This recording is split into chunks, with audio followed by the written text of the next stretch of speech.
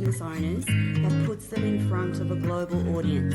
And in behind those shows is a whole range of things, from digital magazines to social media to blogging to email to lead generation, just a whole range of things. Hello, everyone, and welcome back. This is the Everyday Business Show, and I'm your host, Toni. Today, we get to talk to another amazing guest here on the show, but more about that a little bit later. If you're watching this live on LinkedIn, Facebook, YouTube, Twitch, Twitter, or the Everyday Women's Network, please say hello. Don't forget to subscribe, like, comment, tell us what you think. We love to have you here.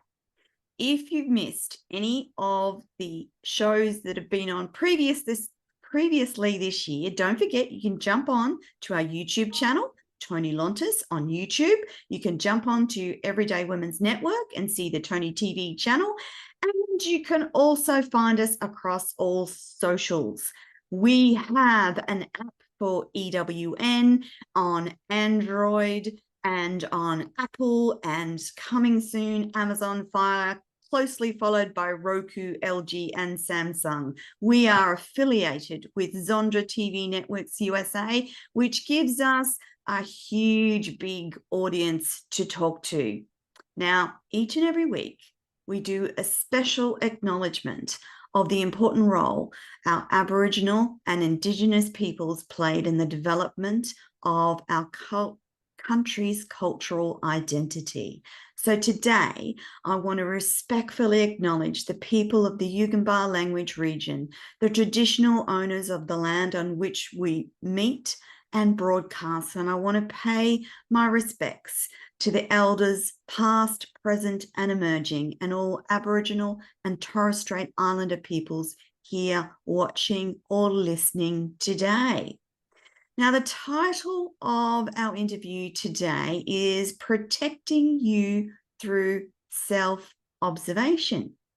But before we get on with the show, and I introduce you to the amazing Monty Huebsch, and I hope I've pronounced that correctly, although I am getting a little bit tongue-tied today, I might add. Here's what you need to know. So Monty worked in the digital space for 30 years before deciding it was time to give something back to the world and to create a legacy. Enter Observer app. So if you're looking to be the author of your own personal or business journal, look no further than the free Observer app. It's easy to use, it requires no registration, and it does no tracking of your activity. We monetize it with small banner ads so you don't have to pay a cent. With the Observer app, you can record life's events, your hobbies, your work, or anything else that you want to on all or any mediums. And it includes text, audio, pictures, or video. There's no pesky in-app purchases to worry about. All entries are by location, date, and time stamped and securely stored on your personal cloud account, easily accessible in a convenient calendar format. Sounds amazing, doesn't it, folks? You're always in control of your personal data. Observer allows you to capture multiple types of observations to comprise an activity. These observations automatically include geographical location, start and end times, but you can also add text, photos, audio, or a 30-second video, or 2 or 3. Speech to text is built in. The activity consists of your acquired observations, which can be collectively uploaded to a secure environment in the cloud. You can prove your involvement in that activity and even protect against inaccurate claims. Who's it for? Well, everyone. Remote workers, tradespeople, aged care, youth workers, allied health professionals, babysitters, family members, almost anyone else who wishes to record evidence-based proof that they were responsibly carrying out a particular activity. Hey Observer can be used in its most simplistic form as a journal or a diary, and I'm liking that idea. Hello, Monty, and welcome to the show. Hello, Tony. That was It's a great description. There's nothing else to say. You did it all. oh, there's plenty to say, Monty. To start with, I want to go back and talk a bit about what you've been doing before advisor, before observer. Can you tell us about that? Well, you and I are both in Australia. Yes. And back in 1988, we had a premier named Micah Hearn, Yes, we did. only for about a year. And he wanted to launch rockets out of Cape York and to get into the space race. Yeah. And my background was as a rocket scientist. So that's why I came to Australia, was to work on that project. Yes. And after 6 months, I said, I don't think it's going to work. They Oh. said, well, that's too bad. But of course, there's always another person involved, and she is the mother of my son.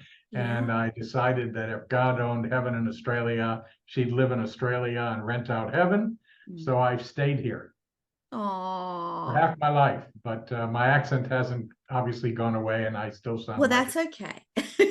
We have such a huge audience base in America. It's actually good to talk to Americans or ex-Americans who now live in Australia. Well, when the Monty, space program kind of imploded on itself, yes. I was trying to figure out what I could do as a living, and I needed to figure out a way to make some money with that background. And there was a little company that was here in Australia, but they weren't even a public company at the time, and they were called Google. And I was using Google Ads to drive traffic to some websites and things that I had built. And they signed me up as a partner for small to medium enterprises. And I did that for 26, 27 years. Amazing, amazing. It's an ever-changing space, isn't it, Monty? That It the is. whole tech space is just evolving so rapidly. And from my perspective, I think that's incredibly exciting. A lot of people, they're a bit fearful, but I actually think that there's a whole range of great things that come from technology. I'm really curious if I can ask, if you're allowed to tell me, what were the key reasons why they wouldn't allow launching of rockets from Cape York? I'm understanding there's probably, some environmental protections, but what was the reason, Monty, in simplistic terms? Well, at the time when I was doing that study in 1988, there was a limited amount of people who were launching rockets. The Americans were launching rockets out of Cape Canaveral and Yes. space shuttle and all of that.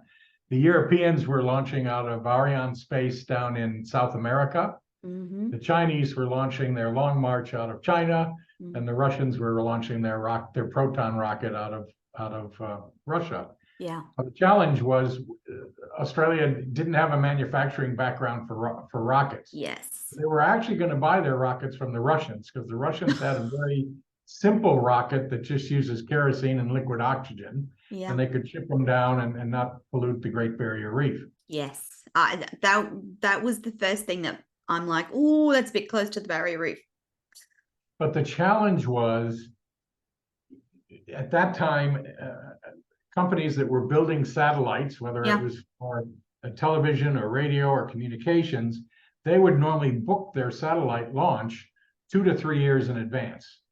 And you Wow. don't book it in advance on something that's not proven. So you can't, Australia couldn't put up its hand and its hand on its heart and say, we're going to build a spaceport and launch rockets. So book with us now and we'll be ready in 3 years' time. Yeah. Everybody said, no, you build it, launch a rocket, prove you can do it, and then we'll do it. And so when you actually do the math on that, it's like you, Tony, opening a bed and breakfast or an Airbnb and having it all staffed and the restaurants working and everybody there, and then not have any customers for 3 years.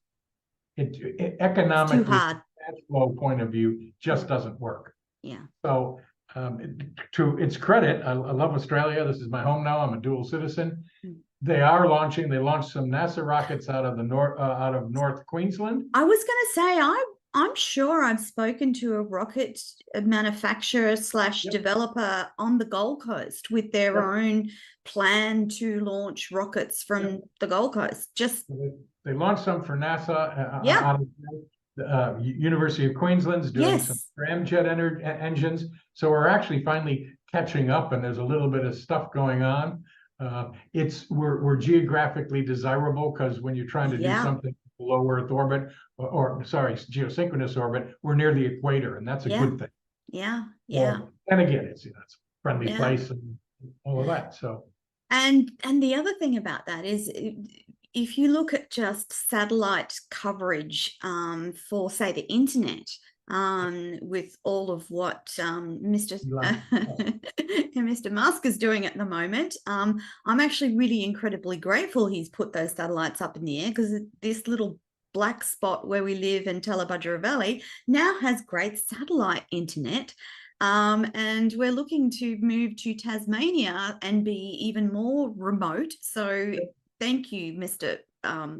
Musk, for doing that. I'm incredibly grateful. But yes, so Australia will slowly start to enter that. Well, it's no longer a space race. It's just, it just is, isn't it? They're participating. And in fact, Australia did in fact have an astronaut that went up to the space station on the shuttle stuff. So Yeah. So rocket science to Google ambassador, that would have been a big shift, but I guess it was a great one for you. Well, I mean, without simplifying it, rocket science is force equals mass times acceleration. That's what makes a rocket go up. And Musk does it real good, and he can even bring it back down and land it. So he's doing good stuff. Indexing the world's information, which is what Google was attempting to has done, is actually quite complex. Their algorithm, and it's complex. I'll bet. And they did a great job at it. Yeah. And I guess that's, and like I said, I was one of their early partners, and I would have tattooed their logo on my forehead because they really did good stuff. In the last decade, they've become less nice. That was one of the, I was about to ask you. So in terms of Google, and if you consider the advances in AI, from your perspective and your valuable insight, how do you see things panning out with Google and AI and those integrations? Well, that's an interesting question, and some things I'm saying will be controversial. Google's AI, which is called Mod or some damn thing, is not near as good as Chat GPT. Chat GPT just jumped way out in front. And then Microsoft came along and gave them $10 billion and integrated it into Bing and whatnot. And that is quite a challenge for Google. So you can get a Chat GPT account and work with it today, and it does quite well, and it writes good content. And so, it certainly makes life in business, all the tech and AI makes life in business much easier in terms of process management and support for small teams who do big things. I certainly appreciate all the advances, although my mind scrambles to actually catch up and keep abreast of all of those things. So what happened, though, is we have Google in our pocket now. Yeah. There is more computing power in this iPhone or this Android phone than the space shuttle had. Wow. And because we carry these in our pocket, and particularly the younger generation is addicted to them, Google and Facebook have been able to sway and influence things beyond what they should be able to do. Correct. I'm absolutely with you there, Monty. Evil in my mind. Yeah. I have always had both a desktop and a laptop, and in my travels last year, I managed to lose said laptop. And I then had to, do I invest in a nice big desktop system and not worry about the laptop? And a friend of mine said to me, she said, "Have you got an iPhone?" I said, "Yes, I've got the latest iPhone." She said, "You can manage anything that you can do on your iPhone." And I was so surprised to discover just exactly what I could do on the iPhone and not need to travel with any other tech, like, the bags with your laptops and all the rest of it. I was really surprised. And I can see that that's a huge advantage for a lot of people. Talking about how you now can do everything on your phone that you used to do on your desktop and your computer, and that's true. Absolutely. I was terrified that I wouldn't be able to do some of the things that the team needs me to do whilst away and traveling, and realized gratefully that most of it can be done on my phone Yep. and with other tech like the cloud and all the rest of it. It just that discovery was very freeing from my perspective. And that said, leads us to the wonderful world of apps.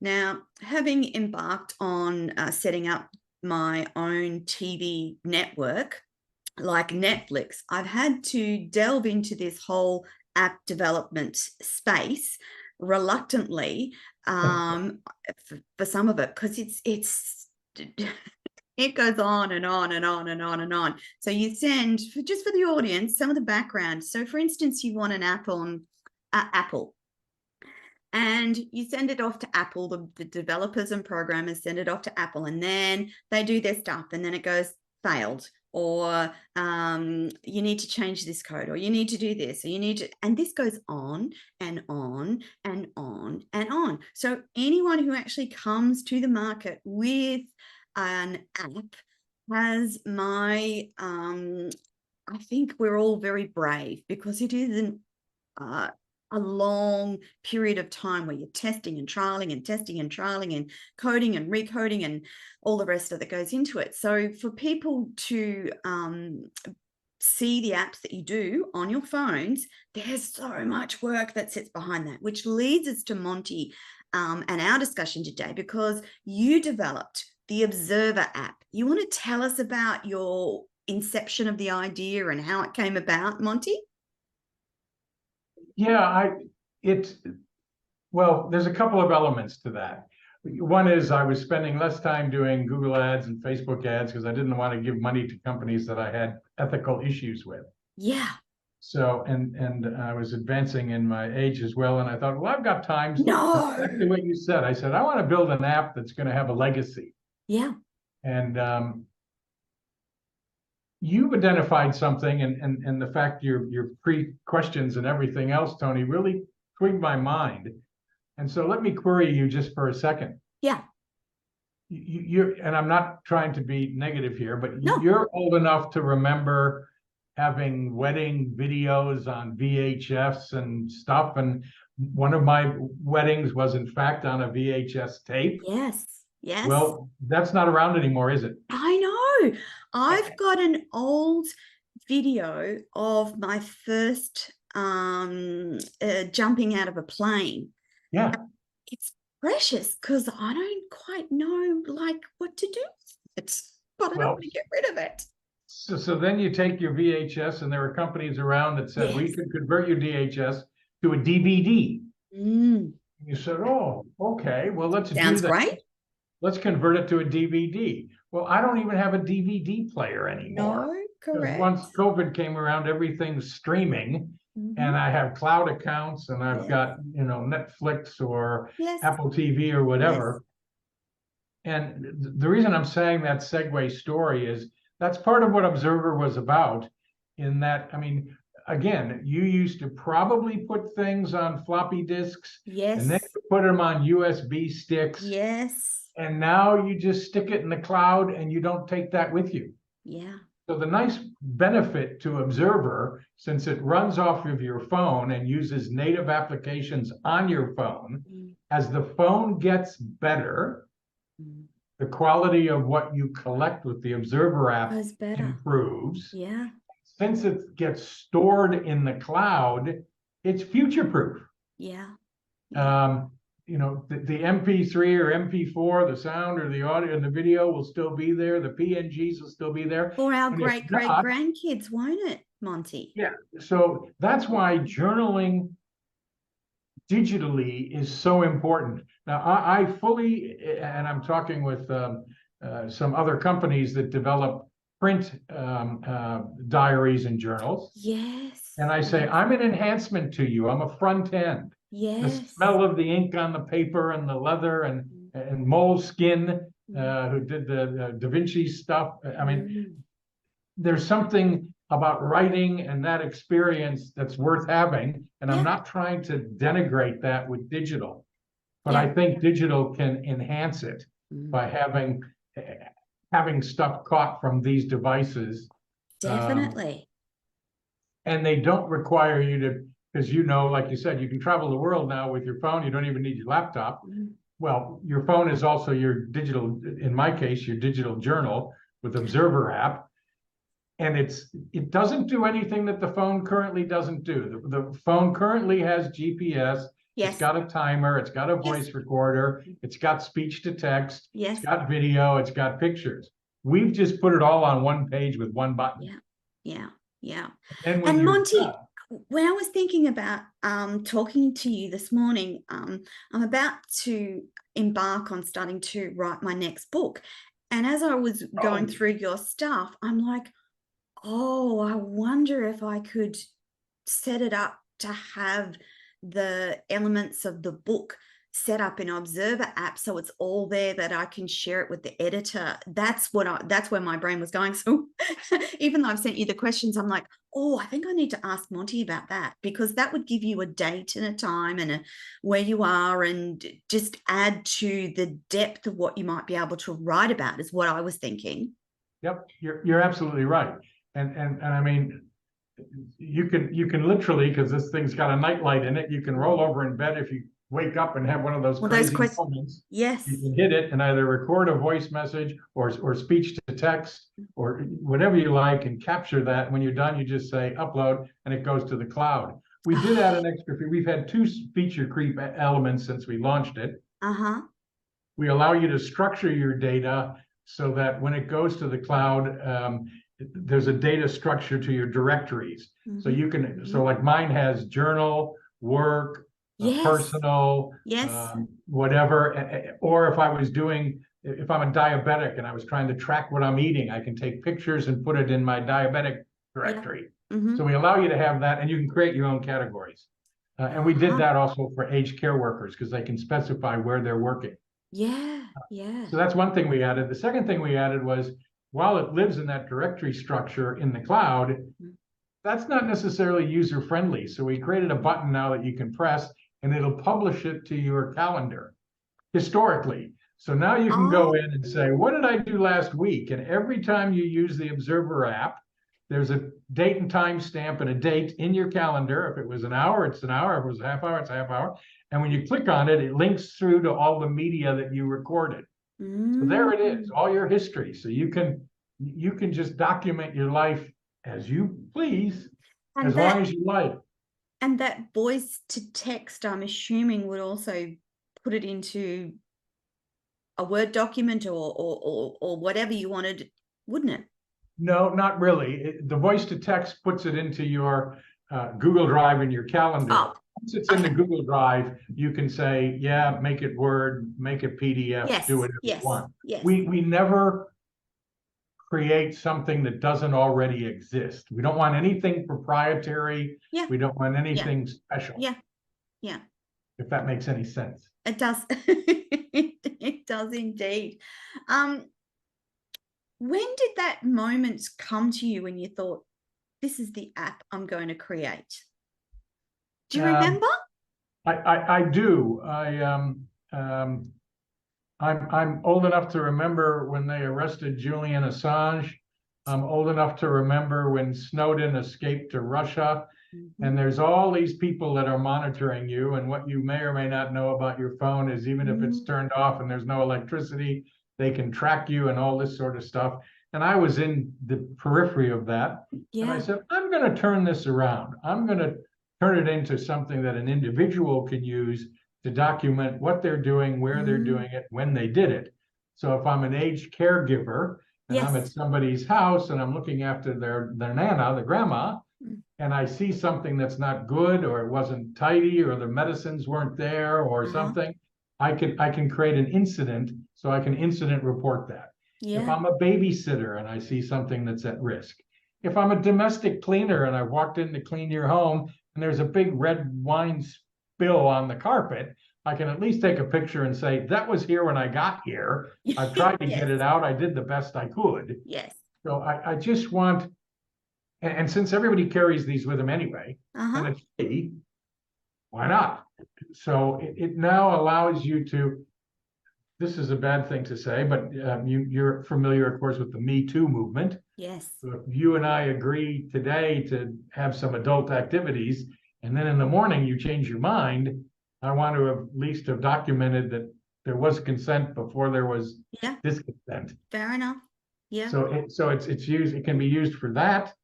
The use cases are almost unlimited. And it's protected, to you, i.e., it's your information, you have control over it, and you can access it. Yep. In fact, we don't collect any information. When you download our app from the iStore or the Android Play Store, there's no registration. So I don't know who you are. I don't know your phone number. I don't know your email address. I don't know your credit card. I don't want any of that. Yeah. I have all that. Even on our website, I don't use Google Analytics because it has cookies and tracking and GDPR. I don't do that. I've got an open source thing that doesn't collect any of that data. I respect your sovereignty and your privacy, and I don't want to know. Yeah. It's yours. Very good. It's on your phone. It's in your cloud. It's in your calendar, but you control it. Yeah. So, Monty, was that a key consideration in making the app free and determining another revenue source for the app? Yes. By making it free? Absolutely. Because, well, what was my choice? I either charge a subscription fee, and then I've got to get your name and your email. And of course, this is a global app. So I got to comply with financial organizations around the world. So at least people can do banner ads and they can elect to put it on my app.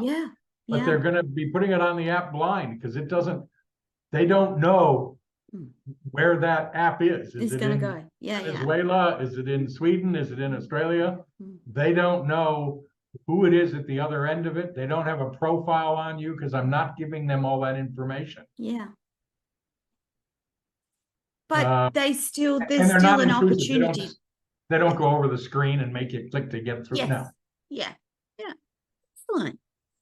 So, Monty, in thinking about the app and the various ways that people can use it, how do they get the app?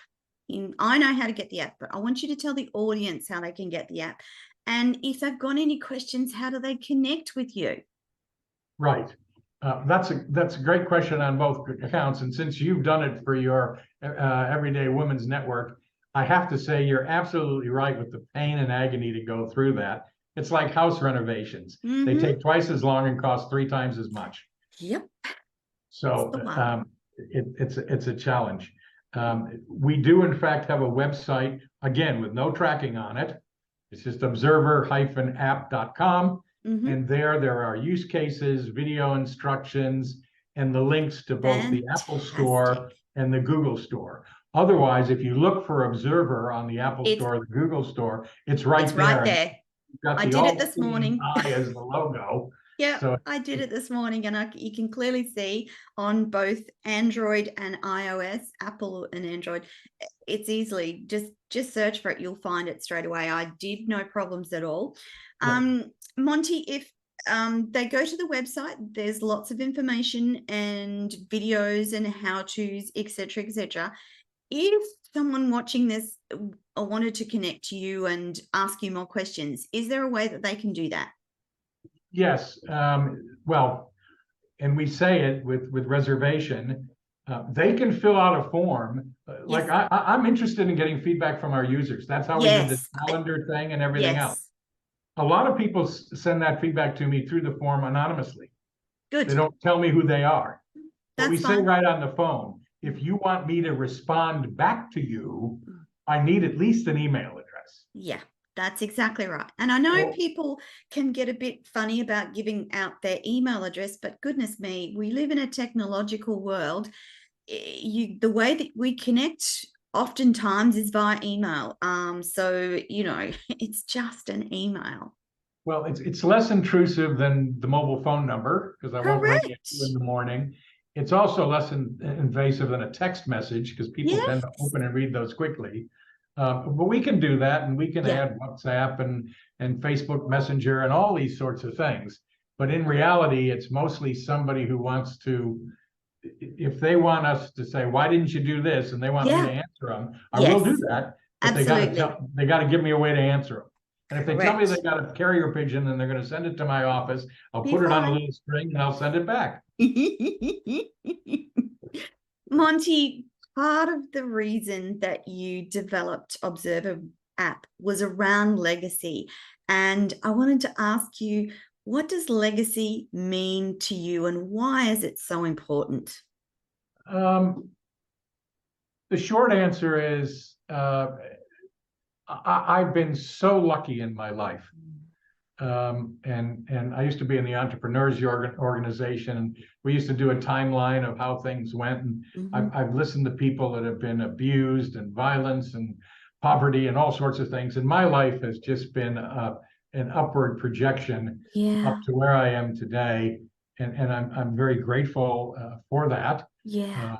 But it's like, well, I'll tell you a short story in a second. But so I just wanted to give something back. But I wanted to have some longevity. And that's why when the cloud was there and the Yeah. phones are there, and the phones are now, this Android phone is a third of the cost of my Apple phone, and it's just as Yes. good. Yes. Um, It's good to know, isn't it? yeah, and everybody has the phones.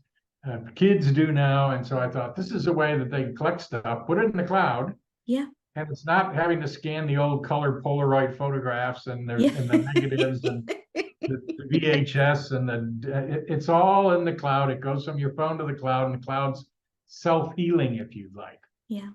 Yeah. Yeah. And I used to work, like I said, in the aerospace industry, and my office was right across the street from Lockheed Martin, which employed 28,000 people in Silicon Valley. And this Whoa. was back in the 80s, and these guys built the U-2 and the Yeah. SR-71 and submarines and missiles and all sorts of stuff. You Mm. could retire from Lockheed Martin at any time, age-wise, from 45 to 65. 45, if you had enough money, you could quit. 65, back then, they threw you out. Yeah. And the life expectancy of a retired Lockheed engineer who had this fantastic, exciting things they did, 14 months. 14 months and they died. Because they had no purpose. They had nothing to sink their teeth in. Yes. They'd go off and play golf 3 times a week, and then their partner would yell at them to go away or get a hobby or do something, and they just willow and die, regardless of age. Yeah. So I thought, I can't retire. Yeah. What am I going to do? Because Monty, we're gonna live to good, decent age. Most of us are gonna live. We could conceivably see 100, Easily. My dad lived to be 91. Yeah. And quality See? of life up to that last year. Yeah. Yeah. Yeah. So So you want to be doing something after retirement. yeah. And other than having to feed the monster of the app and continually refresh it, it's something that will create that history and legacy. Absolutely. Somebody can go and talk with Nan, go see grandma, shoot a video, get some stuff, and create that in one of their calendars to document their life. And it won't go out of date. It's not, there's picture and video, and it'll always be there. So they're creating their own legacy. This isn't for me, it's for the people. 1 in 6 businessmen journal. Businessmen and women journal. Yes. And there's been a clear correlation between journaling and dealing with mental health and anxiety. So if you're sitting there And I've made it as simple as possible. If you figure your Yeah. handwriting is so sloppy you can't write anything, don't worry, just talk to it. Talk to it. Yeah, yeah. And There's collect that data. yeah, And that'll help you release your anxiety and your yeah, stress. I don't care if you're a tween and you're being bullied at school, yeah. put it into your journal or Talk to your, the phone. yeah, Yeah. yeah. And then you can share it with whoever you want. And you Yes. can say, I just got off the thing with, Toni, and she really gave me a hard hiding for this and that. And it's there. Yeah. And It protects. there is something about the release, that voice or voicing what you're going through. It's a powerful tool in managing human emotion, to either journal or to voice journal. I've gotten more and more into voice. The older I've gotten, less writing, more voice. And I've got a little piece of tech attached to my email so that I can voice record and instantly email. So life. And now you can take that voice recording that's gone into your email, put it in Chat GPT, and it cleans up all the grammar and the spelling and makes it perfect. Yes, I love playing with Chat GPT. There is so much to learn out there, and it's so much fun. And I'd say this often. The people of our generation are the real bridges between two between a number of generations. So I remember the first computer. I remember the start of the internet. I remember no computers. Conversely, look at all the stuff that we deal with now, and look at what we've had to learn. Whereas my children and my grandchildren, they're born into it. It's inherent in their life, but we've had to grab it, learn it, understand it, process it. There'll be no more generations like us, Monty. We're the last of our kind who remember pre-tech and what we have now. That's one we should all of our generation should be recording the way we feel, thinking here, because there'll be no one more like us ever again.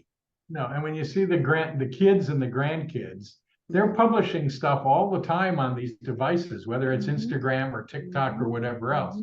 And that's all fine. I have no problem with that. But I'd like to just see a little bit of self-reflection.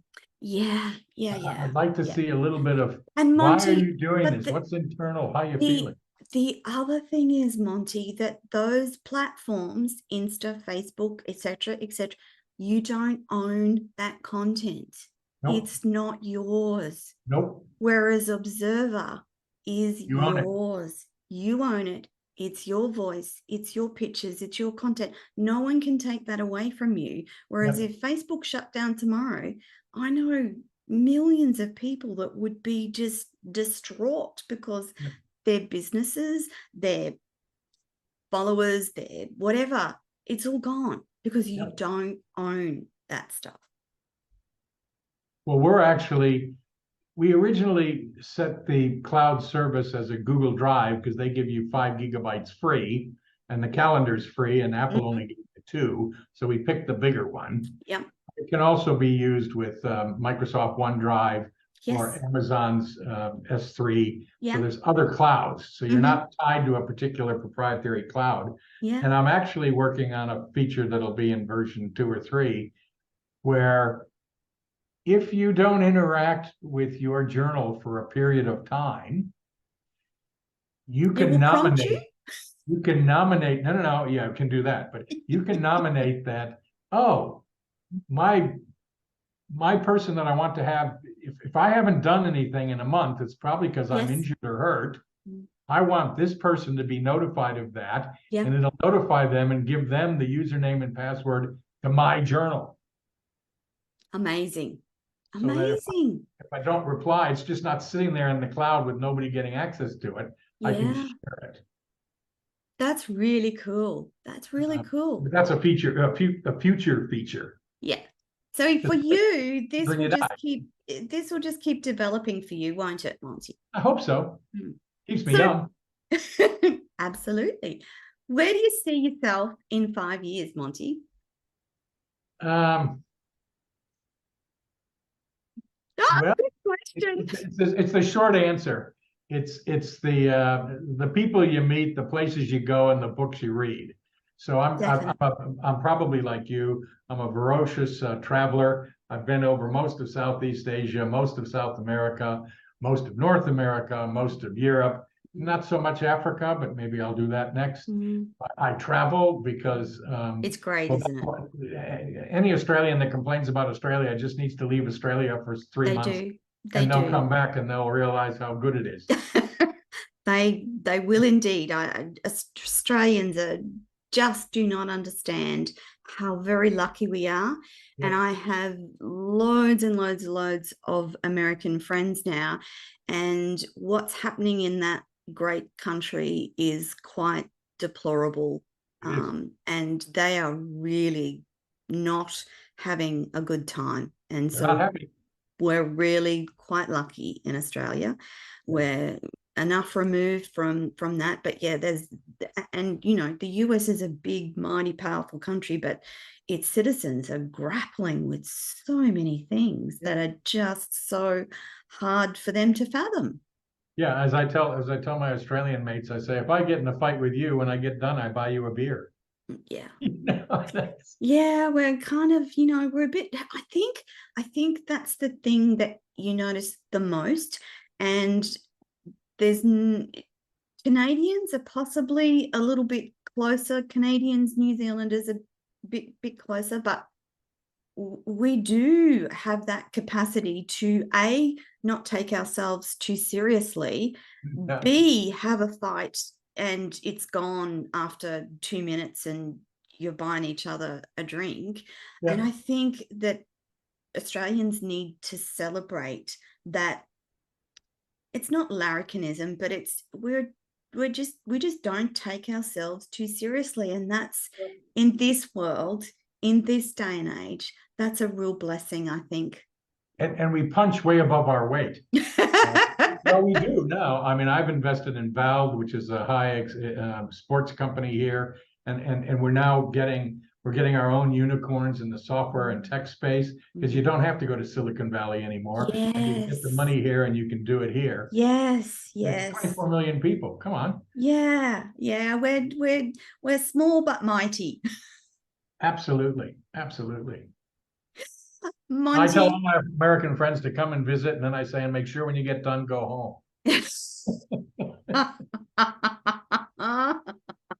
I don't think for Americans, for lots of Americans, and this includes the ones that I love dearly, they just don't have the concept of Australia, the size of Australia. And I said, well, actually, Australia's not that much smaller than the US, guys. Like, same as continental US. It's just we got a big desert in the middle. Yeah, big desert in the middle. That's correct. That's correct. But yeah, I love being Australian. I'm incredibly grateful. But conversely, I love to travel as well, Monty. So I'm hoping for that more travel in the future. Now that, my friend, is almost our lot for this week. Thank you so much for coming on the show and chatting with me. All the best with the Observer app. We're going to put all of your contact details and the links wherever anyone is watching this interview. Just look for the show notes and you will find how to connect and download the app like I have. Not that Monty would know that because he doesn't collect my data. No, but I'm going to ask you that when you get some feedback, please drop me a note. Either anonymously or not, but I would value your feedback. Absolutely. And that's the other thing, audience. Just remember that this is a human behind this app, and he's done it for a very valid reason, and he would love to hear from you. So go ahead, download the app. It's free. Think of all the different ways that you can use it and let Monty know. Okay? Yep. Download it, use it, let Monty know. He would love to hear from you, and you can do that anonymously via the website. And if you come to Australia one at a time, I'll put you up. I've got spare accommodation. I was just going to say, Monty, all my American friends are like planning trips to Australia, and I'm like, okay, if that one comes then, and that one comes then, and that one. There's to be a bit of an exodus happening from the US. So we'll just watch this space. Monty, thank you so much for coming on the show today and talking to us about the Observer app. Wonderful people. That's your lot for this week. We will be back next week with another interview. Please thank Monty for his wonderful time, effort, and for developing this fabulous app called Observer. Monty, thank you so much. Bye for now, everyone.